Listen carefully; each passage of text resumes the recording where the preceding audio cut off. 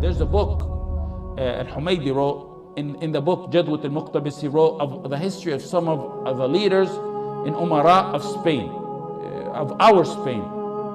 And he wrote about a story about one of the leaders, and it included Ibn Hazm, the great Imam Ibn Hazm's father, who was from Spain. You know, Ibn Hazm was from Andalus.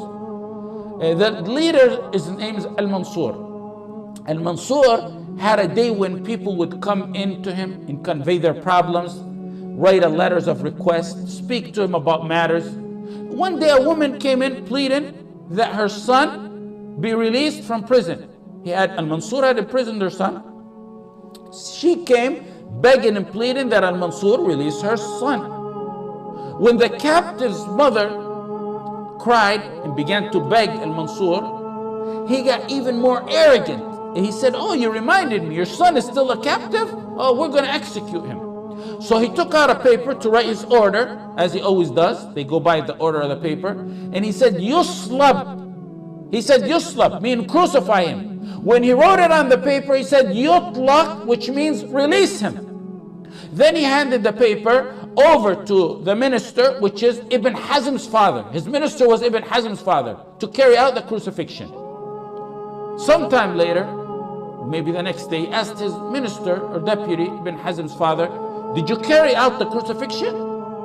He said, "Oh, Amir, look at the order. You said release him. We're preparing him for release." Al-Mansur, the leader, got angry. He said, "Crucify him." He said, "Crucify him." But as he's writing it, he said, "Yutlaq," release him. He's saying crucify him. His hand is writing, release him. And he gives it to Ibn Hazm's father.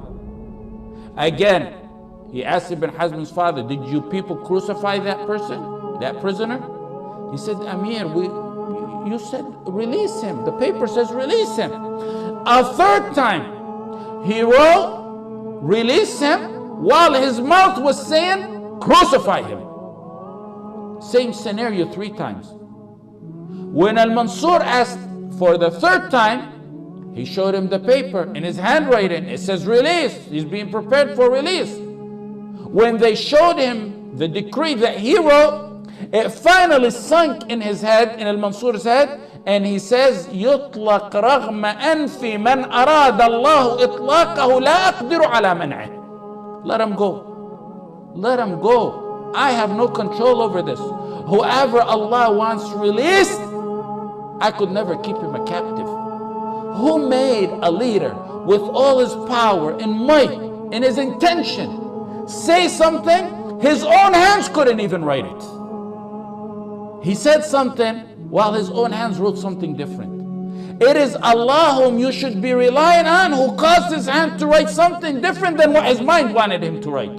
وَاعْلَمُوا أَنَّ اللَّهَ يَحُولُ بَيْنَ الْمَرْءِ وَقَلْبِهِ. Allah is the only one who comes in between a man and a person and his heart.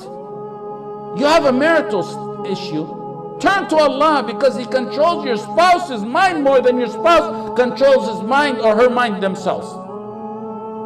When it's a work problem, put your reliance on Allah and turn to Allah, because Allah has more control over your employer's mind than he does himself. مَا مِن دَابَّةٍ إِلَّا هُوَ آخِذٌ بِنَاصِيَتِهَا. Not a moving, living creation except Allah grasps its forelocks.